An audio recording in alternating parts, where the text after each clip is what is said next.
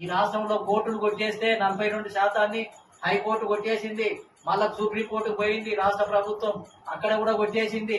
కొట్టేసిన సందర్భంలో బీసీలో ఏం చేయాలి అని దిక్కుతోచనటువంటి పరిస్థితుల్లో అప్పుడు నేనే ముందుకొచ్చి ఈ బీసీలలో అసలు ఒక బలమైన తిరుగుబాటు రాకపోతే బీసీలను ఎవరు పట్టించుకోరు అని నేనే ఆలోచన చేసి ఆర్కిస్ట్రాలకు ఫోన్ చేసి, అన్న ఇప్పుడు అన్ని కోర్టులు కొట్టేసినాయి, పార్టీలన్నీ కూడా ఏమి మద్దతు ఇస్తలేరు, కాబట్టి మనమంతా కూడా ఒక బలమైన ఒక ఉద్యమం చేపట్టాలి అని ఆయన తోటి మాట్లాడితే, నువ్వు ఎట్లా చెప్తే అంటే నారగోని నేను అన్ని సంఘాలతో మాట్లాడి నేను నీ కింద ఒక బలమైన జేఏసీ ఏర్పాటు చేయడానికి నేను ప్రయత్నం చేస్తానంటే, నువ్వు ఏది చెప్తే అదే వింట నారగోని, నువ్వు చేయమని చెప్తే నేను అప్పుడు జాజుల శ్రీనివాస్ తోటి, దాస్ సురేష్ తోటి, రాజారాం యాదవ్ తోటి, ప్రతి ఒక్క బీసీ కుల సంఘం తోటి, గౌడ, యాదవ, పద్మశాలి అన్ని కుల సంఘాల రాష్ట్ర అధ్యక్షులతోటి రాత్రికే మాట్లాడి ఆర్ కృష్ణన్న గారి అధ్యక్షతన అశోక హోటల్లో దాదాపు 500 మంది నాయకులతోటి మీటింగ్ పెట్టి బంద్కు పిలిపివ్వడం జరిగింది. ఈ రాష్ట్రంలో ఏది రిజర్వేషన్లకు అన్ని కోర్టులు కొట్టేశాయి, రాజకీయ పార్టీలు ఎవరు కూడా దీని మీద స్పందించడం లేదు అని ఇంకా రాష్ట్ర బంద్ ద్వారానే ఒక హెచ్చరిక చేయాలని నిర్ణయం మనం అశోక హోటల్లో పిలుపునిస్తే అప్పుడు రాష్ట్ర బంద్ ఎట్లా జరిగింది, బంద్ నిర్మానుషమైపోయింది మొత్తం రాష్ట్రంలో. అంటే అదే బంద్ రోజు మేమంతా కూడా ఏది జూబ్లీ బస్ స్టాండ్ దగ్గర నేను, అదే విధంగా పరమేశ్వరి, నవిత వీళ్ళందరం అక్కడ వర్క్ డివైడ్ చేసుకుని ఆ జూబ్లీ బస్ స్టాండ్ దగ్గర తిష్ట వేసి ధర్నా చేయడం జరిగింది. ఆర్ కృష్ణన్న గారు వీళ్ళంతా బర్కత్పూర పోయారు, జాజుల శ్రీనివాస్ గౌడ్ ఇమిడిబన్ బస్ స్టాండ్ దగ్గర చేశారు, అదే విధంగా రాజారాం వీళ్ళంతా కూడా ఉప్పల్ బస్ డిపో దగ్గర చేశారు. వర్క్ డివిజన్ చేసినాం, ఎక్కడోనక్కడ జిల్లాలన్నిటికీ పంపించినాం, అన్ని రాజకీయ పార్టీల దగ్గరికి వెళ్ళినాం. బీఆర్ఎస్, బీజేపీ, కాంగ్రెస్ అన్ని రాజకీయ పార్టీలు, సిపిఐ, సిపిఎం అన్ని చిన్న చిన్న పార్టీలు సంఘాలు కదిలొచ్చి ఎక్కడికక్కడ ఆఖరికి చివరికి కవిత కూడా ఏంటిది అంటే కవితమ్మ కేసీఆర్ బిడ్డ కూడా ఖైరతాబాద్ సెంటర్ లో కూర్చోవాల్సిన పరిస్థితిని మనం సృష్టించాం. కాబట్టి ఇలాంటి ప్రయత్నాలన్నీ మనం చేస్తూ వస్తూ ఉన్నాం. ఎందుకు మన సమాజానికి ఖచ్చితంగా మరి ఫలితాలు అందాల్సినటువంటి అవసరం ఉంది అని చెప్పి ఆ రకంగా ఏంటిది అంటే ముందుకు రావడం జరిగింది. ఈ విధంగా అడుగడుగున ఈ రాష్ట్రంలో మరి పెద్ద మొత్తంలో మరి మార్పు తీసుకురావడానికి మన వంతుగా మనం ప్రయత్నాలు చేస్తూనే ఉన్నాం. మరి ఇప్పుడు మన ముందు ఏంటిది అని అంటే ఇంకా 2.5 సంవత్సరాలు 3 సంవత్సరాలు ఈ 2 రాష్ట్రాల్లో ఎన్నికలు రావడానికి టైం ఉంది. ఇప్పటికే మనం కొన్ని రాజకీయ పార్టీలతో మాట్లాడుతున్నాం. మనం కూడా ఈ సమాజం ఇట్లనే ఉండదు. మనం పనిచేస్తున్న క్రమంలో మన జనం లోపల, మన తల్లిదండ్రుల లోపల, మన ఓటు బ్యాంకు లోపల మార్పులు ఖచ్చితంగా వస్తాయి. కాబట్టి ఒక ఆశతోటే మనం పనిచేయాలి, మన జాతిని విముక్తి చేయాలి. అంతా మన జాతి అంతా అమాయకంగా ఇతరుల దగ్గర పదవులు ఆడుకుంటుంటే, బదిలాడుకుంటుంటే మనకు ఎట్లా మంచిగా అనిపిస్తుంది. కాబట్టి మనకు అది నామోషు. కాబట్టి మన సమాజాన్ని కూడా మన కాళ్ళ మీద నిలబెట్టాల్సినటువంటి సమయం ఆసన్నమైంది. మనం పూర్తి కాలం పనిచేయాలని కాదు, మనకున్న ఒక రోజులో 1 గంట సమయం దొరికింది అని అంటే బీసీలకు జరుగుతున్న అన్యాయం గురించి కరపత్రాలు ఇచ్చి చైతన్యవంతం చేయాలి. మనకు వారంలో 1 రోజు దొరికితే ఏదన్నా పక్కనున్న ఒక నియోజకవర్గానికి, మండలానికి వెళ్ళి ఒక మీటింగ్ పెట్టాలి. మీరు 50 మందితో పెడతారా, 20 మందితో పెడతారా, 100 మందితో పెట్టాలా, మొత్తం ఏంటంటే చిన్న చిన్న మీటింగ్లతోటే అది పెద్ద ఎత్తున రాసుకోవడానికి అవకాశం ఉంటుంది. మీరు కాబట్టి మీ శక్తిని, మీ సమయాన్ని బీసీలను లిబరేట్ చేయడానికి, బీసీలను కూడా ఎమ్మెల్యేలుగా చేయడానికి, మంత్రులుగా చేయడానికి, ఈ రాష్ట్రాన్ని మనం కూడా పరిపాలించాలి అనే దానికోసం ఏంటంటే ఖర్చు పెట్టాల్సినటువంటి, వెచ్చించాల్సినటువంటి అవసరం ఉంది. కాబట్టి ఇవాళ బీసీ నాయకత్వమే ఇవాళ కావాలి.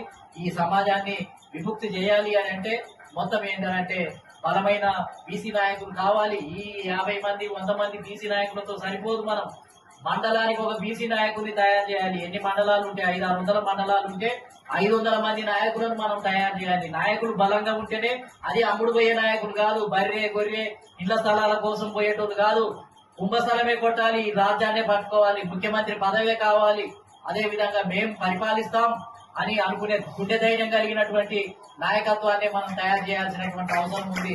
దానికోసమే నాయకత్వాన్ని తయారు చేయడం కోసమే నాకు ఈ సమయం అంతా పట్టింది. నేను 40 ఏళ్ల నుంచి ఈ బీసీ సమస్యల మీద అసలు వాళ్ళకి అవగాహన చేయించడానికి, నేర్పడానికి, వాళ్ళ క్యాడర్ క్యాంపులు పెట్టడానికి, కరపత్రాలు చదవటానికి, పుస్తకాలు చదవటానికి నా సమయం అంతా వాళ్ళు నేర్పడానికే సరిపోయింది.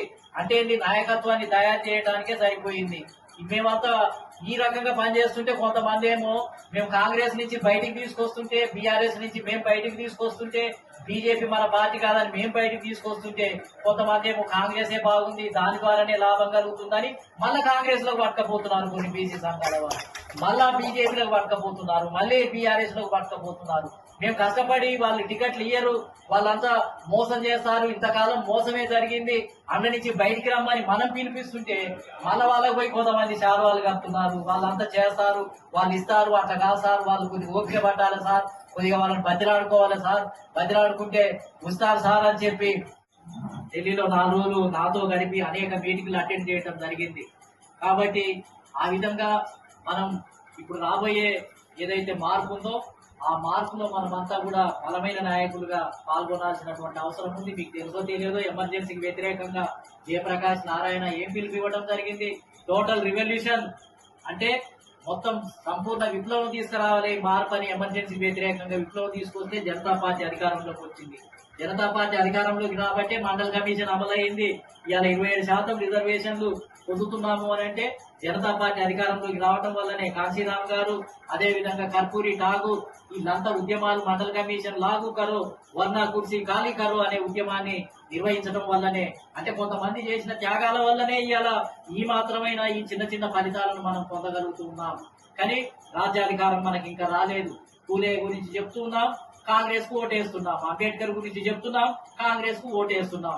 పూలే గురించి మాట్లాడుతున్నాం, బీఆర్ఎస్ కు ఓట్లేస్తున్నాం. అంబేద్కర్ గురించి మాట్లాడుతున్నాం, బీఆర్ఎస్ కు ఓట్లేస్తున్నాం. పూలే అంబేద్కర్ సాహు మహారాజుల గురించి మాట్లాడుతున్నాం, బీజేపీకి ఓట్లేస్తున్నాం. ఎస్సీ ఎస్టీ బీసీ మైనార్టీల ఐక్యత కావాలంటున్నాం, మళ్ళా ఎన్నికలు రాగానే బీఆర్ఎస్ కాంగ్రెస్ వీళ్ళకు ఓట్లేస్తున్నాం. ఏంటిది ఇది? దీనివల్ల ఏమన్నా ఉపయోగం ఉందా? ఎన్నికలు రాకముందేమో కాంగ్రెస్ పార్టీ మాకు టికెట్లు ఇస్తలేదు, బీఆర్ఎస్ ఇస్తలేదు, అంత రెడ్డి వర్గమే, అంత వెలమ వర్గమే అని మాట్లాడతాం. ఎన్నికలు రాగానే కొంతమంది ఏమో కాంగ్రెస్ ను గెలిపించడానికి, కొంతమంది ఏమో బీఆర్ఎస్ ను గెలిపించడానికి. ఏం లాభం ఉంది దీనివల్ల? ఏంది అంత నవ్వుకుంటున్నారు? ఆ పార్టీలలో కాంగ్రెస్, బీజేపీ, బీఆర్ఎస్ లో ఉన్న అగ్రకులాల నాయకులు ఏమనుకుంటున్నారు అని అంటే, వీళ్ళు ఏదో అప్పుడప్పుడు మీటింగ్లు పెట్టి మనల్ని తిడతారు, కానీ చివరికి ఎన్నికల సమయం వచ్చినప్పుడు అందరూ మన దగ్గరికే వస్తారు. వీళ్ళంతా ఏం పెద్ద ప్రమాదకారులు కాదు, వీళ్ళ గురించి మనం భయపడాల్సిన అవసరం లేదు అని ఆ పార్టీలకు ఒక అభిప్రాయం వచ్చేసింది. వాళ్ళు నిశ్చింతగా ఉన్నారు. ఇక మన గురించి వాళ్ళకి బాధనే లేదు, ఎందుకంటే వాళ్ళు 79 సంవత్సరాల నుంచి చూస్తున్నారు కదా. కాబట్టి కాశీరామ్ గారు అయితేనేమో అక్కడ మార్పు తీసుకొచ్చిండు, ములాయం సింగ్ మార్పు తీసుకొచ్చిండు, లాలూ ప్రసాద్ యాదవ్ మార్పు తీసుకొచ్చిండు, ఇక్కడ కరుణానిధి తీసుకొచ్చిండు తమిళనాడులో. కానీ మన దగ్గర మొత్తం ఏంటిది అని అంటే, బీసీ సంఘాలు, బీసీ మీటింగులు పెట్టాలి అని అంటే భయం, బీసీ అని చెప్పుకోవాలని అంటే భయం. అగ్రకులాలు లేకపోతే మనం మీటింగ్ పెట్టగలుగుతామా, మనకు ఆ శక్తి ఉందా అని అనుకుంటూ ఉంటాం. కాబట్టి ఇవన్నీ కూడా ఛేదించాలి. మరి ఊరికనే కొడితే పెద్ద ఉద్యమమే తీయాలి. వాళ్ళ రివల్యూషనే మనం చేసేదే విప్లవం, నిజమైన విప్లవం. అగ్రకులాలు చేసేది మనల్ని రాకుండా చేసే విప్లవం. వాళ్ళు పెట్టే మీటింగులన్నీ మనల్ని ఆపడానికి చేసే ఉద్యమం. ఏది? కాంగ్రెస్ పార్టీ ద్వారా జవహర్లాల్ నెహ్రూ, ప్రైమ్ మినిస్టర్ ఇందిరాగాంధీ, రాజీవ్ గాంధీ కుటుంబమే. ఇవాళ మళ్ళా కుటుంబాన్ని తీసుకురావాలి. వాళ్ళ బాధలో ఉన్నారు. ఇవాళ కాంగ్రెస్ పార్టీలో ఉన్న అగ్రకులాలంతా బాధపడిపోతున్నారు. ఎందుకు బాధపడిపోతున్నారు అని అంటే, అరే బీజేపీ నుంచి ఒక బీసీ వచ్చి ప్రైమ్ మినిస్టర్ అయ్యిండు, లేకపోతే ఒక రాష్ట్రపతి గిరిజన నాయకురాలు అయ్యింది, లేకపోతే అంతకుముందు ఒక ఆయన కోవిడ్ అని రామ్నాథ్ కోవింద్ అని అంతకుముందు రాష్ట్రపతి అయ్యిండు, ఉపరాష్ట్రపతి కూడా బీసీనే. ఇప్పుడు భారతదేశంలో ఆశ్చర్యం ఏంటిది అని అంటే, బీజేపీ కూడా ఊహించకుండొచ్చు. బహుశా బీజేపీ కూడా అందరినీ వాజ్పేయి లాంటి వాళ్ళను ప్రైమ్ మినిస్టర్ చేయాలని దాన్ని ఏదో ప్రారంభించారు. అందులో అది ఎటేటో తిరిగి రాజకీయాలు సడన్ గా మోడీ చేతుల్లోకి వెళ్ళిపోయినాయి. అని ఎవరు ఊహించకుండానే మోడీ చేతుల్లోకి వెళ్ళిపోయి మోడీ ప్రైమ్ మినిస్టర్ కావడం జరిగింది. బీజేపీలో ఉన్న వాళ్ళందరికీ నిద్ర పడతలేదు. ఇక మనం పెట్టిన పిల్లలలో వీడెవడో వచ్చి చేరిపోయి రాష్ట్రపతిని ఒక ఎస్టీని చేసేసిండు, అంతకుముందు ఎస్సీని ఒక గిరిజనుని చేసేసిండు, మళ్ళీ ఇప్పుడు ఉపరాష్ట్రపతిని కూడా ఒక తమిళనాడు నుంచి బీసీని పెట్టిండు. ఇదేంది? మనం నిర్మించిన పార్టీలో అంతా ఈడొచ్చి ఎవడెవడో పట్టుకపోతున్నాడని బీజేపీలో ఉన్న వాళ్ళు కూడా, అందులో ఉన్న మంత్రులు అంతా కూడా సైలెంట్ గా ఉండి నిబ్బరంగా ఉండి చూస్తున్నారు. మొత్తం వాళ్ళు కక్కలేక మింగలేక ఉండి, ఇప్పుడు మన జరిగిన జెడ్ ఉద్యమానికి బీజేపీలో ఉన్న ఎంపీ బిడ్డలు కూడా పోయి అందులో మాట్లాడారు. కాంగ్రెస్ పార్టీలో ఉన్న ఎంపీ బిడ్డలు, ఎమ్మెల్యేల బిడ్డలు అంతా అందులో పోయి మాట్లాడారు. మొత్తం ఈ జెడ్ మూవ్మెంట్ లో అంటే కమ్యూనిస్ట్ పార్టీలో పోయిండ్రు, ఆమ్ ఆద్మీ పార్టీ పోయిండ్రు, అందరు అగ్రకులాలంతా ఆడ గుంపు బయలుదేరి ఇక మోడీ ఎప్పుడు దిగిపోతాడా అనుబాటని పగబట్టింది. ఇక మోడీని మొత్తం దించేసేయాలి. మోడీ ఎటువంటి వాడన్నా కానీ ఏంటిది అని అంటే వారిని ఇప్పుడు దించేసేయాలి, ఇమీడియట్ గా దించేసి రాహుల్ గాంధీని ప్రధానమంత్రి చేయాలి. ఇది ఇవాళ ఏజెండా, అన్ని పార్టీల యొక్క ఏజెండా ఇది ముందుకుంది. మరి మనకెందుకు అంత కసి లేదు కాబట్టి మనం ఆ రకంగా మనం ముందుకెళ్ళాలి. బీజేపీ కూడా అగ్రకులాల పార్టీ, మోడీ కూడా అగ్రకులాల, అట్లా ఆర్ఎస్ఎస్ వాళ్ళు చెప్పినట్టేనే వింటాడు, మనం చెప్పినట్టు ఏమి వినడు. కానీ గుడిలో మెల్లలాగా కొన్ని ఏదో అక్కడక్కడ కొన్ని మన గురించి బీసీల గురించి చర్యలు తీసుకుంటే అది కూడా భరించలేనటువంటి పరిస్థితి ఉంది. కాబట్టి ఇవన్నీ కూడా మనం రాజకీయాలు అర్థం చేసుకోవాలి, మరి మనం రాజకీయాలే నడపాలి. కాబట్టి ఇవన్నీ కూడా మరి మీరంతా కూడా ఆలోచించాలని చెప్పి తెలియజేస్తూ